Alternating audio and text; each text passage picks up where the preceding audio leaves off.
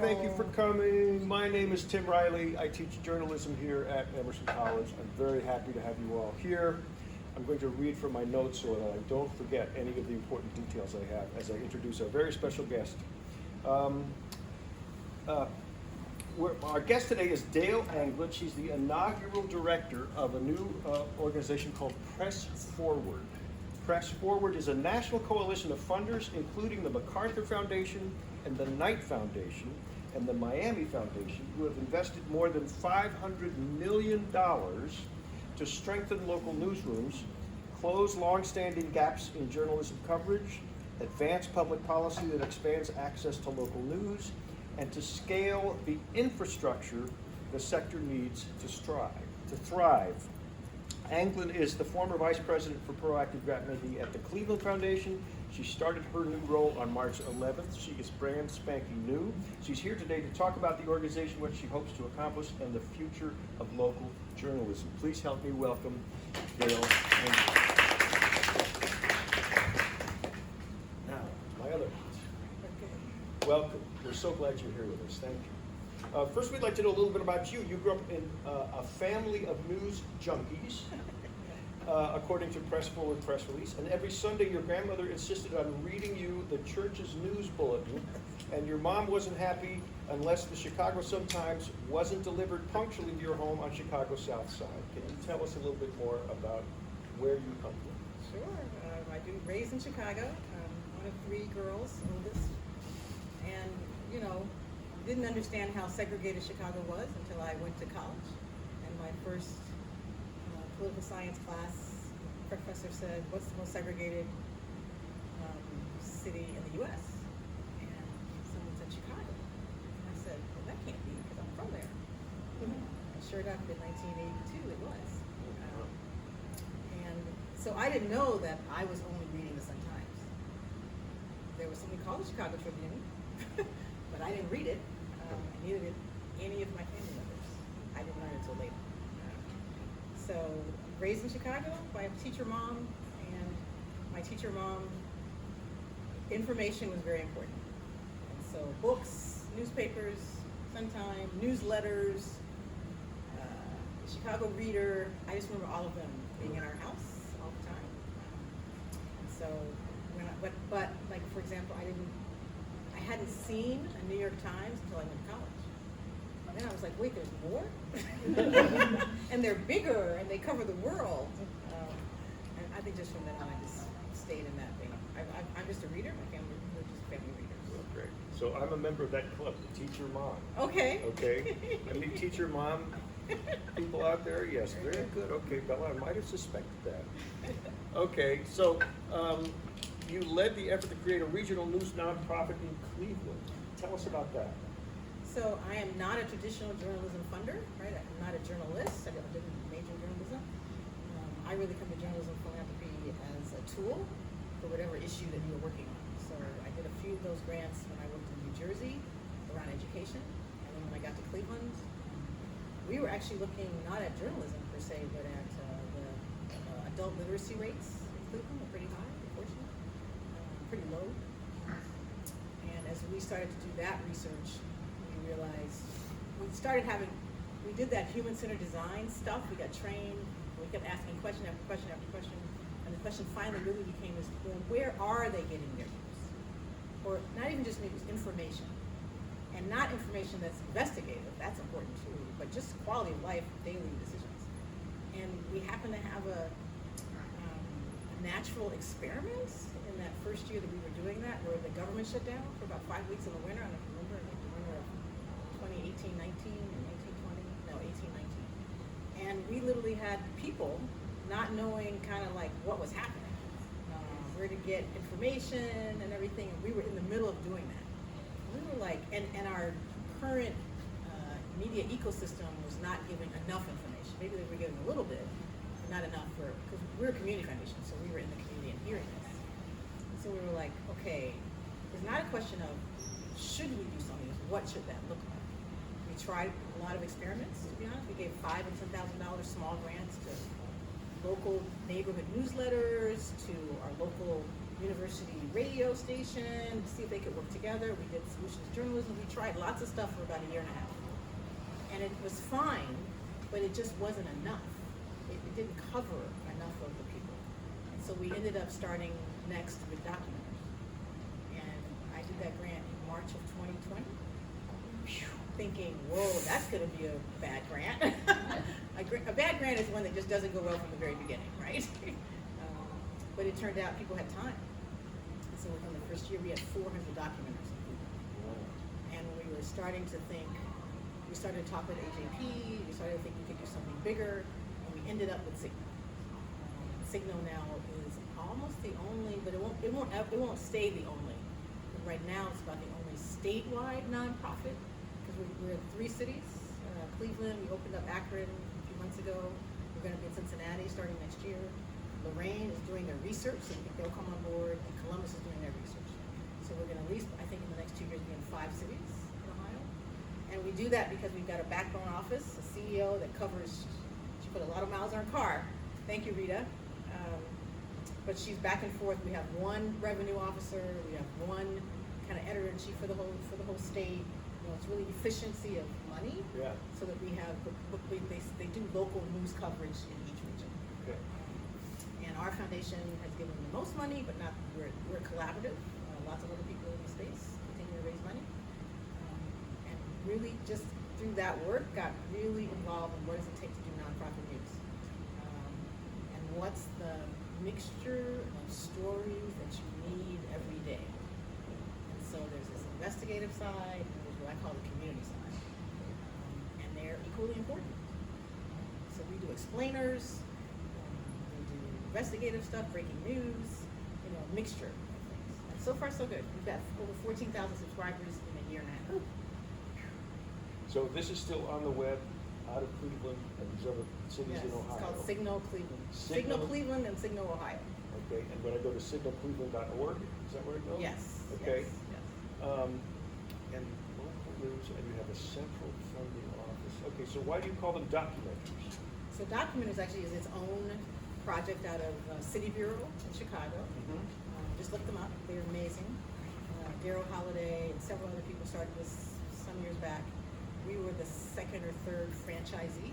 And they just, you know, it was a way to do 2 things, community building, but also just literally documenting public meetings, because most of our newspapers don't do that anymore. And it worked so well in Chicago, we wanted to do it in Cleveland because we actually had a 100-year-old law in Cleveland that there were no public comments at our city council meetings. Don't get me started. So we knew the problem we had. We just didn't have a solution. Oh my goodness. And Documenters provided a solution. There were still no public comments, by the way, when we first started. But at least we had people documenting that. And it was COVID. So a lot of people could be documenters. And it worked so well. I knew it was working well 6 months later where I was watching a city council meeting and someone said, remember, there's a documenter here. I was like, whoa, that's good. That's good. Yes. So now we're up to almost 1,000 documenters from every zip code in our county. And one of my favorite days was when we were doing the focus groups for Signal. But we weren't sure. We had to make sure that we thought we could do it, there would be a demand for it, and you know, we were getting all this TA help of audiences and stuff. And so we did one of those focus groups, and it turned out a whole bunch of documenters came because they've been documenting for a year at that point. And when we asked them to introduce themselves, and it was the range. There was a 16-year-old and like a 60-year-old, and they introduced themselves as documenters, and they were so proud to be doing that work, right? And I was like, we've got something here. Yes. Right? They're their own community. It's beautiful. And now some of those documenters, we've hired one of them to be a full-time reporter at Signal, and a lot of their stories now turn into stories at Signal. So it's been a nice feeder to Signal. Okay, so clarify for us, because there's Press Forward, Yes, and then there's Signal, and that's my volunteer life is Signal. okay.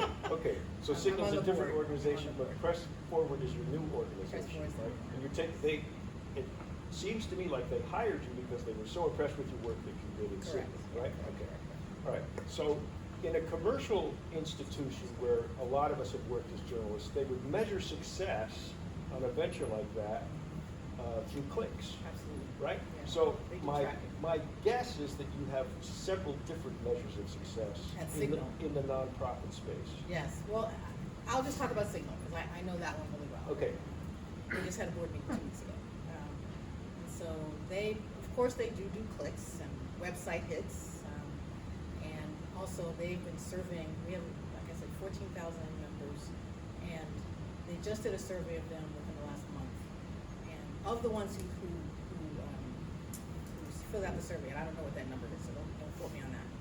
75% said that they had done something different than what they normally would have done based on a Signal article. Go to a meeting, participate in some type of town hall, something, talk to somebody about an issue. That to me is community building, right? Nothing like that existed in our existing media ecosystem that got people galvanized, catalyzed that way. So I'm really proud of that. We're only going to keep going.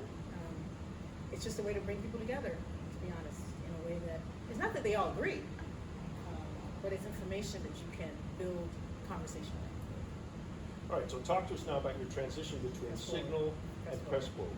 So Press Forward, was announced in September. Well-documented research over the last number of years now on what happens when there is not good local news, right? We know there's more polarization. We know our lovely elected officials don't always do what people would like them to do. We know that oftentimes this local news, be it targeted to a community or targeted to an issue, is really important for community building, right? Community, it's bringing community together. So if we know that that's really important to democracy building, it's really important to community building, how can we work as a group of foundations to really catalyze that? And foundations, the one thing they do well is they can shine a spotlight on an issue in addition to the money. And so by getting to that $500 million figure, that's a big spotlight. And the other thing is you have some foundations that have been funding in journalism for a while, and they just wanted some more support, right? So coalition of the willing. But we need more money in the space. And so you got to recruit foundations who have never funded journalism before. And so this is an attempt to do both of those things. Work with the ones who've been doing it and support them and share what they're learning with each other and recruit new into the space. Okay. So it says here in my notes that the 4 funding priorities are supporting equity, Yes. sustainability, policy and infrastructure in local news. Yes. Talk to us about each of those areas. Yeah, so I inherited those when I started, and I agree with them completely. National funders just only have so much money in anything, not just this issue. And so they want to try to recruit, we want to try to recruit local foundations, individuals, even people who are paying for news into the space. So that's locals. Yeah. So we've got now 17 or 18 local chapters. And in those local chapters, they decide within their region or their state or their county what are the news sources, how can those news sources work together, and how can they jointly raise money for those news sources. So we've got some that are statewide, like Minnesota, and we're going to have one, for example, just in Charlotte, North Carolina, because that's just its own entity, and if it wants to do stuff on its own, then it should. So that's locals. A national's job is not to come in and tell local what to do, it is to embolden local to figure out what's needed in their particular region.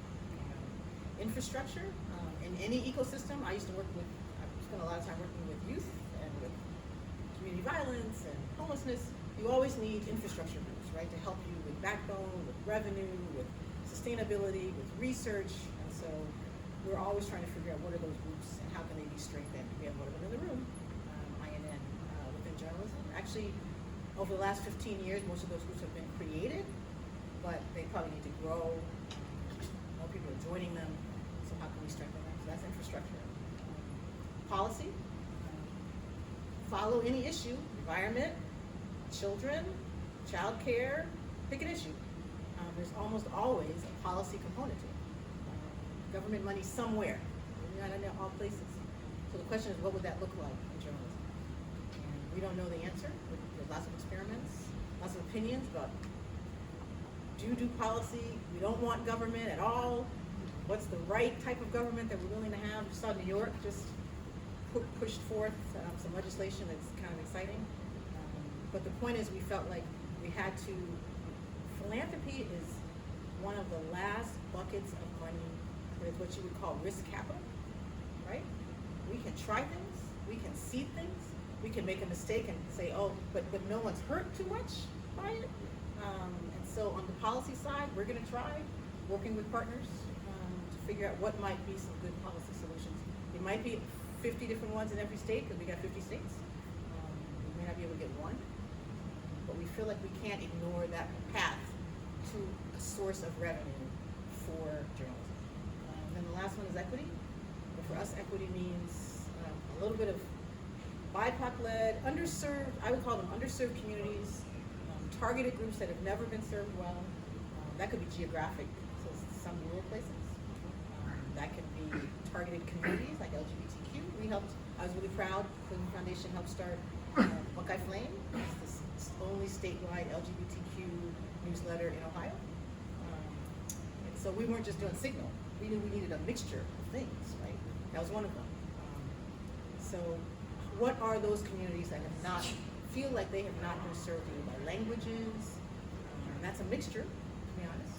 And we all know, we have lots of proof, that our lovely news ecosystem up until today does not do a good job of covering everybody or involving everybody. We know that very well. And so how can we try to figure out ways to support those groups, grow those groups, catalyze those groups? And $500 million to start sounds like a nice sum, Yes. but obviously that exists in a context where billions of dollars are being thrown around. How do you look at that $500 million figure? So the way the first 500 million, as I think about it, is structured, is when you work with donor collaboratives, it is rare that you have a donor collaborative where all the money is pooled together, because you've just got so many different types of foundations, right. Community, private, family, only work in 3 states, only work nationally, and don't do place-based. I mean, it's quite a mixture. So we've basically allowed investors to invest in a way that works for them. That's in 3 ways. One is aligned funders. So of the 500 million, about 400 million is in aligned funders. Now, those aligned funders are some that have been in philanthropy quite a while, like Knight and MacArthur, and others like Hewlett that never really funded in the space.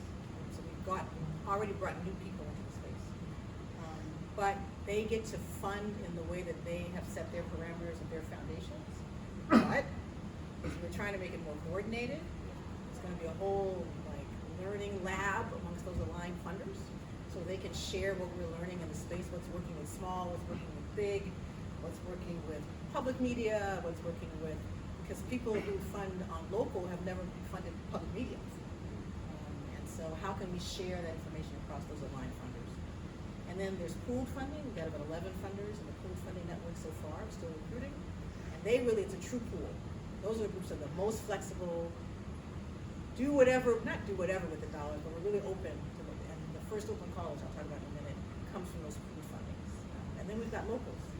And we're just starting on the local. Chicago is the first local chapter to issue its own RFP. So they issued a $10 million RFP a few weeks ago. I think announced this will be in another month. We're hoping every chapter will get to the point where they've raised enough money to offer an RFP to some groups of outlets in their particular region. Excellent. Tell us more about those RFPs. What if I'm a journalist in Chicago and I'm looking for funding?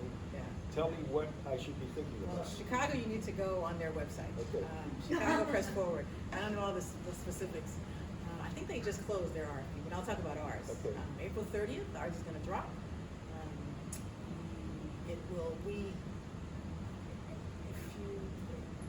There's so many different, one thing I'm learning in the first 6 weeks is there's so many different types of groups in the journalism ecosystem, right?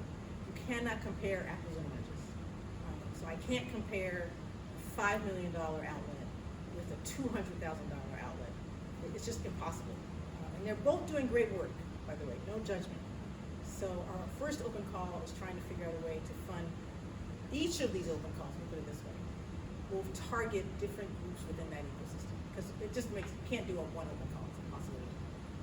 So the first one is we're going after our equity pillar. And that's going to be general operating support to news outlets under $1 million in budget. We want to go small.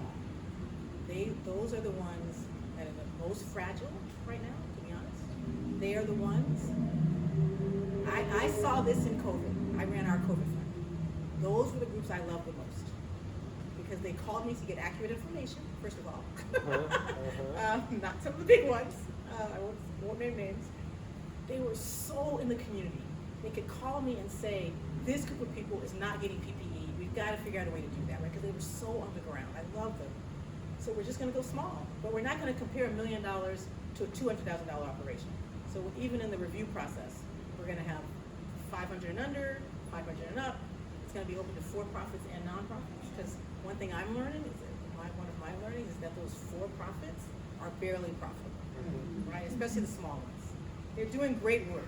They just didn't know how to go get a 501c3, right? It's easier to actually form an LLC. Much easier, it turns out. I didn't know that actually. So that would be the mix. We're trying to do 100 newsrooms this first open call. So please, please, please spread that widely. Yeah.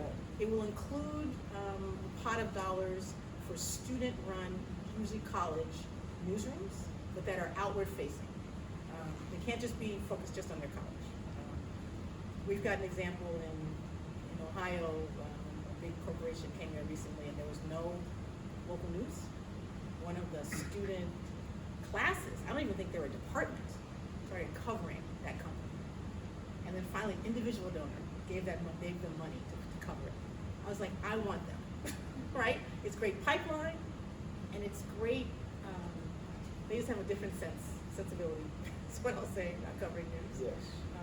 So look for that April 30th. Just go to our website, pressforward.news. You have about 6 weeks to get in. And let me say one other thing. I've been in philanthropy a long time, 18 years.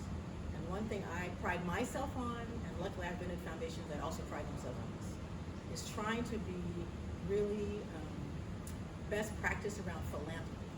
So general operating support, there's going to be general operating support. I'm not going to tell you where to spend the money. We are hiring grant writers to help the small news outlets because we're not used to applying for grants. We will hire them in Spanish because we know we have people that are not being served. We're going to have TA sessions that we're going to record so you can go back and watch them. We'll have office hours if you can. We're a small team right now. We're trying to figure it out. And we're using our journalistic partners. We don't even have to do it all. There are people in the infrastructure who know how to do this. And so we're trying to do this best practices in journalism funding, but also just best practices in philanthropy funding, right? Just in general. And we expect to have an announcement by the end of the summer. Oh, one last thing. Yeah. We are paying reviewers. We are using both funders as reviewers who want to be honest, many of our funders don't want to be reviewers. We are going to be going after journalism practitioners. You can't judge yourself, right? Your own entity, but you can be in even if your entity applied. But we're going to assign you to somebody else, and we will publish the names of those reviewers at the end of the process. We don't want any solicitation. So all of this, if you've paid attention to philanthropy over the last 5 years, some of the best practices in philanthropy we're trying to institute as part of this process. All right, and commercial journalism, in my view, is really addicted to metrics. Yeah. And the philanthropic space has a whole different set of metrics. Yes. So talk about that a little bit, because some of the success of journalism dwells in what I would call an intangible space, a space that's very hard to measure. That's true. So how do you think about that? I'll say I don't have all the answers. Okay. Week 6, we are going to be have an evaluation firm embedded with us, not at the end of the process, because we want to be able to make changes along the way, right? We'll find out what we're learning, and if we have to adapt, if we want to do that. Definitely, it is the case that as a field, it feels like there's at least 3 buckets of things we need to be thinking about, right? One is, of course, we have to have business models in the end that's sustainable. And so revenue mixes, pick your mix, and how you get to that is something that we need to follow. Is it the only thing? No. But outlets are going to be out of business if we can't figure out about revenue mixes, right? So we have to follow that in some way, shape, or form, and help that in some way, shape, or form. When we say we want to help with community building, what does that mean? How do you know? So I'm actually gathering stories and stats. I just was talking to people in the Appalachia region, and I'm trying to get the actual study. There are a few cities in their region, apparently, where the economic indicators have moved in a good direction, and those are not places where they've just built more housing or there's just more jobs. It's places where you can measure better civic engagement, better civic involvement. So can we do that? Can we do that in other cities, right? Measure that in some way, shape, or form, and then tie it to maybe not always causal, but correlated with newspapers, right, and outlets and things like that. So those are some of the things we're going to be thinking about. And we have different funders, and they all care about different things. Right. So some care about business models, some care about democracy building, some care about community building, not just a small d. And we're trying to figure out a way to satisfy all of them in some way, shape, or form. So, We got questions already. okay, questions already. Go ahead. Well, to start a local chapter, are you looking for journalistic agencies, or are you looking for like community foundations, or is it a mix of the two? Yeah. So the way, so far, the way local chapters are being founded is through foundations or collaborations of foundations. We have some states where they already have a news fund collaborative, and we ask that because we are not agnostic, but we try to be agnostic on the news outlet, right? It can't just be you form a chapter just to fund one outlet. So even in Ohio, I can't just fund Signal, even though I love them. But it's like, what's the whole ecosystem that is needed in that space? And how do you, as a group of funders and partners, think about how to, build sustainability models for all of them, or at least the 3 or 4 that you think are the most important. So these days we've asked foundations to step up, but getting them to step up sometimes has been proactive on their side, because they either funded journalism or they see it as an issue and they see it as a tool in whatever they're trying to solve. We've also had groups where the journalism groups got together and approached the funders and said, hey, can we figure out a way to do this together, even though the funder is the lead? But like in Minnesota, it's going to be a statewide system, but they've got 6 foundations, I think, that are supporting it so far. But they've hired their regional association of foundations to be the backbone. And I know they're already talking to their journalistic ecosystem to kind of do their research, who's in the space, who's being missing. So lots of different origin stories, but we need a funder to reach out to us in the end and apply. I have a quick follow-up. Sure. To apply for these grants, you have to have a state chapter or a local chapter? No. So we got 2 different types of things happening at the same time. Okay. Because we have to be honest, we're not allowed to just do one. So there are local chapters forming, and that's its own process. And there's dollars set aside as catalytic funding for them. So if you are a statewide local chapter, you can get up to $250,000 over 2 years. Also general operating support. You could use it to hire a person to manage your fund. You could use it to do research. You could give it out to outlets if you want to. We don't care. But the point is, it's a way to bring you together and catalyze, be a friend raiser so that you can get other money in the space. So that's one pot of dollars that are happening just for the local chapters. The open call that I just described April 30th is for any news outlet. You can be anywhere in the country. You don't have to be where a chapter has been formed. It really is open. And you'll just start to see several of these opportunities. And we already got asked, could I apply to Chicago? If I'm in Chicago and I'm a small news outlet, could I apply to Chicago? Could I apply to this open call? Could I apply to an aligned funder who happens to be looking for something in this area? Yes, you could do all 3. There's no way I'm going to tell you you can't. And we're not talking to each other, by the way, to share all that. It's if you qualify for all of that, you should get that money. Eileen? Thank you. This is so exciting. Good. I know it's hard to understand. Well, I've been in and close to, as I'm sure many of us have, nonprofit journalism for 20 years. And Mr. Riley said, for-profits are addicted to metrics, and nonprofits that are philanthropy funded has a different measurement. I would say that philanthropy funded journalism is addicted to outcomes and is addicted to newness, right? Newness. And so the newness, always whatever's the new sexy thing, and really not to sustain funding, right? So,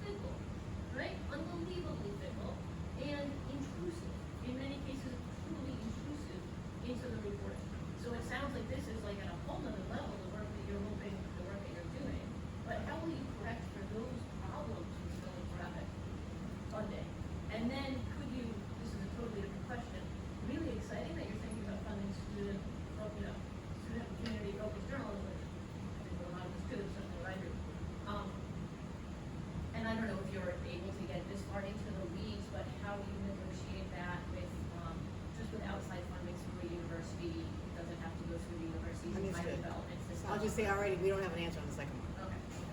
Right. Yet. Yeah. We'll get there. Yeah. And we might just try several things, and some things will work and some won't, right? So let me just start out by saying, philanthropy in general, not just about journalism. Because I was a grant writer way before I was in philanthropy, and longer when I was in philanthropy. And the one thing you learn when you get into philanthropy is you can get overwhelmed with society's issues. And so whether you are a staff foundation or an individual wealthy donor or family foundation, it's sometimes hard to stay with one thing for a long time because something else just comes up, right? I luckily was at a foundation for 12 years in Newark where we were place-based and we stuck with, of our, I don't know, 80 grants a year, maybe 100 grants a year, 70 of them were with the same groups. And we did that for 30 years. It's been around longer, but we were with a lot of groups for a long time. That is really unusual. And it's unusual partly because so many other things came up in Newark, to be honest. And one example is, it turned out, and because the world changes, right? It's not just they are fickle. I wouldn't use that term. I would say the world changes and they are trying to address those issues that are coming up. And you do want them, by the way, to try to address some of those issues because it's trial and error, right? So a great example is in Newark, we had no foundation. We had a lot of foundations in education. Nobody funded in the higher ed space. Nobody. And all of a sudden, over the time period that I was there, the goalposts moved, right? It wasn't about just graduating high school. You had to have something after high school. I'm not saying a 4-year degree. And there was nobody looking at it. We had a new, amazing leader come to Rutgers Newark, and she had nobody to work with. Literally, and she wanted to do new things, right? We go to a conference, we hear about what's happening in some places where funders are working with their higher ed institutions, and I went back and there was like 20 foundations in a room. And I said, so who's willing to move into this area? Nobody wanted to do it. We agreed to do it, and I ended up doing it, to be honest. That's not a bad thing. Don't call me fickle.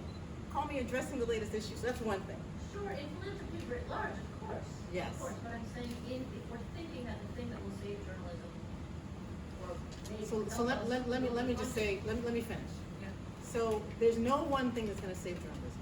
That is real clear right now. Right. So many things are changing about our society. How we get the news, what we want from the news, who's looking at the news. I can't even keep track. And we haven't even talked about AI yet. Philanthropy in any ecosystem that you find is almost always a piece of the puzzle. It is not the solution to the puzzle. In arts, in youth, in pick an issue, homelessness and economic development, philanthropy is in there, but they're not always in there in the same way 20 years later. They have started some new idea, seeded it, became something big, other people adopted it, and they can move on to the next thing. Probably it's going to be the same in journalism. I actually think philanthropy is going to be in journalism for probably the next 15 to 20 years. Will they be with the exact same outlets? Maybe not. Will they now move to supporting technology? Will they now be doing, that's just how philanthropy works. Unfortunately, in journalism, there's nothing to take its place yet, right? That's the problem we're having, because we've lost all that ad revenue, which is why there's the whole conversation about the mix of revenues, right? Membership, subscriptions, and we're doing that at Signal. Every board meeting, what's the mix? How are we? I say to everybody, I have so many people approach me about Signal, which is a great thing. They're reading it, they love it. Then I say, are you donating to it? Have you joined it? And half the time, oh no. I want that to change 5 years from now, right? Our job is not just to have philanthropy in here. Philanthropy is small philanthropy, small people. I want people to not ask the question, should I pay for news? You pay for arts. You pay for so many things these days. You choose with your feet what to pay for. It should be the same with news. But right now, news is not in that bucket. We needed to get into that bucket. One of the things about Press Forward that I love is we can shine a spotlight on that, and we can make that communications message important for people to. But think about any big change we've ever asked for in society. I used to work on welfare reform. It took 20 years. It takes 10, 15 years for people to get stuff in their head. But now I need to change what I spend my money on, right? It will happen. I have no doubt about that. Will it happen as fast as we would like it to? That might be the case. Fair enough? All right, so talk to us about AI. Oh gosh, oh no. I'm not the AI person. Okay. We aren't even at AI yet. All right, okay. Not in Press Forward. I mean, let me be clear. You're gonna hear a second open call. On April 30th, you're gonna hear about our first open call for the general operating support to news outlets. We're gonna announce at the same time, but it won't open until probably September, a second open call on like innovation, sustainability, transformation, things like that. That'll be larger, also multi-year grants. AI could come up under there, Yeah. right? But we don't have enough details about that Okay, yet. no, it sounded like you had stuff to say. No, I'm sure you no. do. No. Okay. Not publicly. So, but you just outlined, a pretty utopian vision for a bottom-up, organized, nationwide network of news organizations. But what keeps you up at night? Ooh, lots. What keeps me up at night? One is to be able to, I tell people these days, I want to be able to explain the elephant. Because the news ecosystem is vast and complicated. And you've got public media, and you've got TV and radio, and you've got outlets that are print only, and now we've got outlets that are Instagram only. Are they journalists? Definitions are changing. I heard at one of the night forums a couple of years ago, so this has got to be pre-COVID, somebody on stage used the term, not journalist, they used some other term to describe the people who do the news. And a person stood up and said, I am a journalist. That is the word that you should be using. Well, unfortunately, that word is actually changing. The definition of that word is changing. And I don't think we know how to deal with it. So there's just so many complicated parts to the journalism ecosystem. And talk to one person and they care about one part. People who care about public media, people who care about only targeted, people who care about only languages. No one of them will solve the issue. You can put all the money behind one of them and it won't do it. So how do we explain to both foundations and individual people who we want money to, they want them to give money to the news. And they, oftentimes when you're in the foundation world or an individual donor, you want the answer. Tell me the one or two things that I should fund to make the change that I would like to have happen. In journalism, there is not one thing. So how do we communicate that? And then how do we match?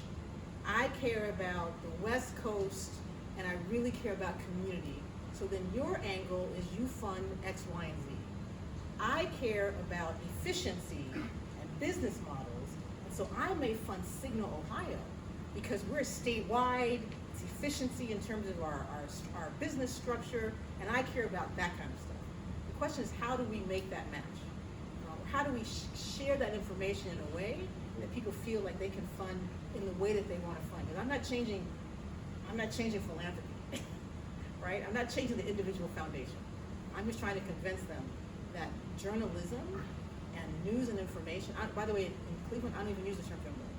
It doesn't resonate in my community. I say news and information, that they get. Because everything that they see is not always journalism. Investigative journalism, that's this big J. That doesn't resonate with everybody.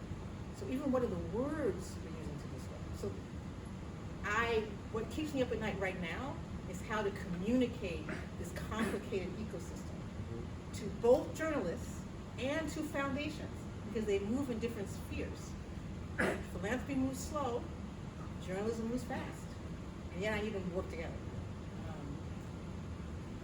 That's going to be a lot of work over the next few months. Yeah, and related to that, what Eileen was talking about the latest sparkling objects, right? Yes. There's also a lot of really important work that journalists do that is terrifically unsexy. Absolutely. Right? I love the unsexy stuff. Most of us journalists do, Yes. because we understand Yes. the importance of the Yes. unsexy Yes. work. But how do we? So I know where you're going. Okay. We're already having conversations. I mean, I'm still getting to know all my funders. Let's start there. Yeah. But I know one of the conversations we're going to be having is how long can we keep you in this? Because philanthropy is in major changes you have seen, like there used to be no child care funding 30 years ago. I have lived through the time where now child care is something that funding is fund, right? Because we've got all the research. we're defending it now since COVID, but we went through that phase where people were like, childcare, why do you do that? You do that on your own as a family. Like, no, now people understand. We need public policy around childcare because it's important for workforce, let alone anything else, right? Raising a child. It takes a while you have to keep people at a table, and you have to keep funding them to a point where it becomes something that we are used to funding, the change is gonna happen. So in philanthropy with journalism, I don't need you funding just 2 years, right? It's gonna take a while to get to those revenue bases, right? It takes a while to convince the public that they gotta pay for safety. So I've had to convince my former foundation, Kiplinger Foundation, so far so good, they need to be in for 5 to 10 years, to be honest. That's hard for some philanthropy. It's not really as hard for some. Community foundations are used to being in stuff for a long time, we'll just say that. But that's a learning for philanthropy, right? But I will just say, just remember, you don't join something like this as a funder if you're not willing to learn. You could go off and do all this stuff on your own if you want to do that. We have some groups that are not going to join Press Forward. They want to go off and do. They've already told me. I'm like, that's great, but they're going to watch us. I go, okay. But the ones who join, because you signed an MOU and you join us to say, this is a learning community. This is you at some point are going to do something a little differently than what you did before, based on the research that we are going to have learned through all of this. I'm excited about that, right? I don't know exactly where it's going to go. I can't tell you exactly, but I have promised that they are willing to learn and do something a little different. All right, other questions? Yep. You've talked about, kind of educating the public to get trained. Here's why you should pay for journalism. Here's why you should pay for news. It's a conversation we've had in other sections too. And you've talked about educating these funders about funding the news. How are you going about, or are you encountering this problem of actually convincing journalists, news outlets, to also kind of buy into this model, especially those who come from the old guard of, oh, well, we were just getting ad revenue and subscriptions, and now all of a sudden I need to talk about revenue sharing. Like, why should I need to do that? Are you? Yeah, there's a reason I'm going to journalism conferences. Yeah. Okay, fair enough. I'm trying to learn the field. I'm also trying to ask questions in the field, and I'm trying to have conversations with the field. Change happens in every sector. Unfortunately, it's happened really fast in the sector. Put that with adult change is hard. So I'm sorry people have been laid off twice, in 3 years, and things are just shifting, right? And so it's hard to be in a 5-person newsroom, 5 staff people in that newsroom, and only one person is focused on the business model. When I used to do fundraising, I would tell, I was at a 2,000 person organization, I would tell anybody I met on that staff, you are all my fundraisers. We are all about getting money into this nonprofit. And if you encounter somebody who could be a potential donor or a member, we have different things going on in that nonprofit, you need to represent well, right? Because I need to be able to then go to that person and say, remember you met so-and-so, you learned about that program, this is why I need you to donate. So in newsrooms, you may be the reporter, and yet you need to think about business revenue. I'm sorry. And it's just going to be really hard for the ones who've not had. We all have to change periodically, period. Not just in journalism. So in journalism, that's one of the changes, right? Or you're not going to survive. That's the bottom line.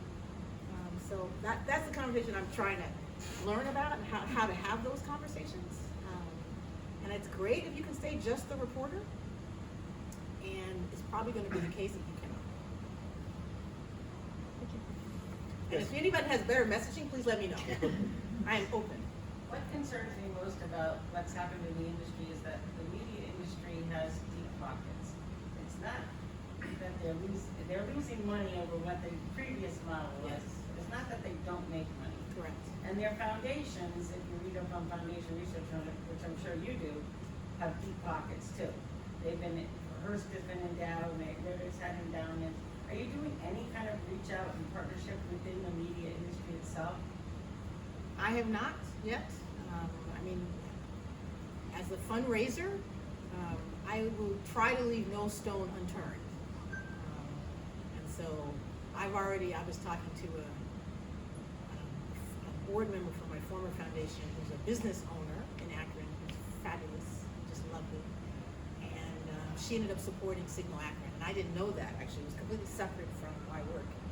She spoke at the opening, and I said, I didn't realize, you were into this. And she said, oh no, this is a no-brainer for us, right? This is a great thing to be focusing on as a business, as a partner in the community and a business. And I said to her, oh my gosh, I need a business strategy. Can you help me form like a little committee, just focus on how we could go after, not businesses for their ad revenue, but for their foundation, because a lot of them have foundation money, corporate giving, right? We hadn't thought about that in Press Forward yet. So I haven't gotten to that group yet, but I do know wherever there is some dollars to support, we will try to go after it. Just don't see the media industry putting their money where their mouth is. I'm talking about saving journalists, and they're talking about saving their own businesses, not Well, necessarily. even that term, media industry, who's in there, What who's does out? that mean now? Right. What They're does no that mean longer now? a media industry. Right. They're hedge funds. It's Yes, not- yes, it's nothing to do with yeah. media. Yeah, and my follow-up to that is what counts as public media these days? Ooh, yeah, I haven't had my first meeting with that group yet. It's every I'll time just say that. I Not see an individual ad on contributor. Masterpiece Theater, I think, Yeah. why should I give to you guys? Yeah. Because I it's a can't mix, answer that's all a of mix that. too. Yes, That's a totally yes, a mix. yes, It's yes. not just public anymore. No, but Long almost time. nothing is, Yeah. right? Almost nothing is. So what do you want to ask us? You got a room full of journalists, and we Woo. love your mission. Oh, baby, I can see it. I can see it in people's eyes here, and we all want to help you succeed. So what do you need from us? Wow, okay. Well, one, I guess, is how we already in some of our chapters, it's not, you come from a competitive industry. It's naturally competitive, and been competitive for hundreds of years.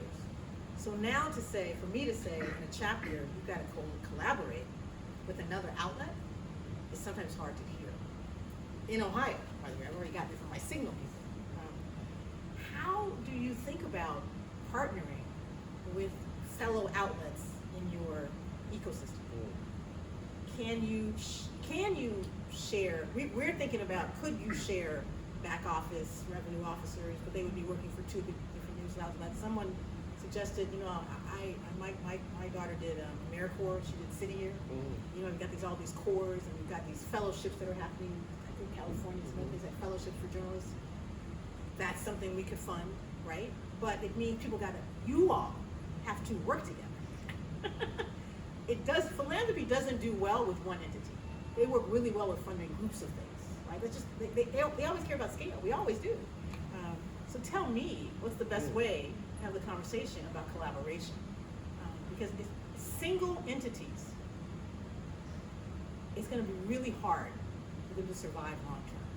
Bottom line, you got to share something. What's the best way to have that conversation? Or do you have examples even? Well, yes, I do. Yes, you do. Right. You're wearing the T-shirt. I am wearing the T-shirt. So, hi folks, I'm Jason Pramus from the Boston Institute of Nonprofit Journalism. We actually have a student-driven publication called Horizon Mass. Since we were talking about that, I thought I should throw that in. And while I'm a founder of the local independent online news publishers network, you should know that a dozen years ago. We're still members of it. Binge is also a member of my Institute for Nonprofit News. But a bunch of us around the U.S. now, 40 organizations, 40 news outlets, have started the Alliance of Nonprofit News Outlets. Very horizontal, very democratic grassroots trade association, in effect. Organizing nonprofit news outlets, mostly for sake of ease, not because a lot of us, like I've been doing this 16 years, right, with 2 different publications, 2 different outlets. We're feral at this point. Our industry is in terminal collapse. I used to say it's in rolling collapse. We're losing journalism entirely. One of the reasons we founded ANNA was to say to, philanthropy, among others, and by the way, what I'm hearing today, very nice, within existing philanthropy, the way you're approaching the open call and stuff, it's good, right? But our question has been, very publicly, why, and it's funny we're talking about competition, right? Because we're all about collaboration. Like when I talk to my interns, I'm like, this is an era of collaboration in journalism now. You don't have a choice. Right. Y'all can fight for gold stars in your forehead, like in terms of getting awards and stuff, that's fine. But in terms of day-to-day survival, you must work with your peers right? You know, even if you don't have a publication, you know, you can't be like a lone freelancer, let alone a lone outlet, but as an outlet, you must work with other outlets. Absolutely.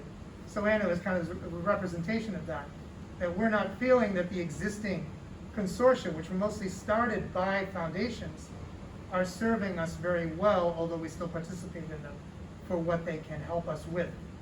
But we've started ANO because we feel like, number one, those intermediate organizations like IAN and Lion, you know, we think there are problems with their model, right, that we'd like to address without any kind of civil war nonsense.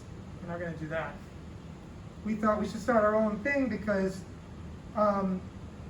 there's definitely an understanding among more and more editors and publishers that we must work together. That's already in motion because so many have fallen already. You know, over 1,500 local outlets, and you know, there's all kinds of other outlets that have fallen that people may not consider journalism, but they are. But like, you know, we say to philanthropy, first of all, we do not see a strategy, even now with Press Forward, among those few national funders, and there aren't really that many, you know, there are a lot of big ones, which is good, funding journalism to begin with. But even among those, I often talk about when I'm talking to a new news outlet that wants to join ANO, or I'm talking, we've met with 10 major funders, including MacArthur and Knight, right, over the last year. Imagine a big board that has all the municipalities in the US, or Canada too if you want, right? And every municipality, city, town, or county that has a functioning, professionally run journalism or journalism adjacent outlet serving it, right? Green light. Every incipient news desert where maybe there's only one outlet left and it's about to go down, that's a yellow light. And then red lights for the news deserts. We're just getting more red lights every year. Okay, so when you take the traditional philanthropy model, which is the war of all against all, right? Like, here's some money, says one foundation, for journalism in this very particular way. And now you all fight over it, right? You have to apply to people that aren't journalists usually, right? And you have to, like, you know, understand that only some of the outlets applying are going to get the money. And we're like, this is not only not a strategy, it's just a terrible idea. Certainly in our sector, also in many other sectors that philanthropy serves. Why can't, and we asked this, we publicly wrote a letter to Press Forward a couple of months ago, and passed it democratically within our own organization, right? We sent it out, it's published an editor and publisher. We sent it to you before you were hired, before you started. So your assistant got it, but I assume you saw it. And we said, why can't Press Forward break off, if we're just talking the nonprofit sector, there's 400 outlets and change that have been like officially vetted by philanthropy. Why not just give $100,000 to each of those groups for each of the 5 years Press Forward is slated to run, we hear, right? $40 million a year. I mean, I'll say you have $500 million, and we understand most of that money is already spoken for. Most of that money is already money that was already apportioned to journalism by constituent coalition members of Press Forward, or at least we believe we understand this. And then there's other monies that are now being shaken loose. Some of which, over 40 million, were given out right away, you know, sometimes to individual outlets, which now I think you're leaning away from. Maybe that money had already been agreed on. Some of it's being given to various kinds of consultants, tech groups, universities certainly. Everyone's sticking their hands out before we even get to the local news outlets, right? And we're like, you know, why not just fund everybody? And if you want to throw in another 400 or 500 so-called, you're right, so-called commercial, I ran one here in Boston with Binge. We just lost it last year because of the pandemic economy and because there wasn't even a Press Forward saying, yeah, we'll fund a for-profit that's going down, right? But I mean, sure, let's add another 500 of those, another 40 or 50 million. So what are you talking, like 100 million a year? We could fund, to some degree, we give 100,000 bucks to every group. You want to ensure that BIPOC organizations get more money? Give them another 25%. Give them another 50%, right? If you want to be very strategic, which I wish foundations would be, and take a group like mine, you see a white guy, here I am, executive director, white guy. But is my, you know, are all the freelancers working for me white? No. Are all the interns working for me white? Absolutely not. Can I hire them to replace me, pass my generational knowledge on, and then have a BIPOC-led group in 10 years? No, I can't. You know, there's no thought given to how we might get not only a more robust sector, but a more diverse sector, right? So I'd like to change, my colleagues also that are here from Anna, we want to change philanthropy. We want you all to say, if we're going to really lift up journalism, we have to float all boats.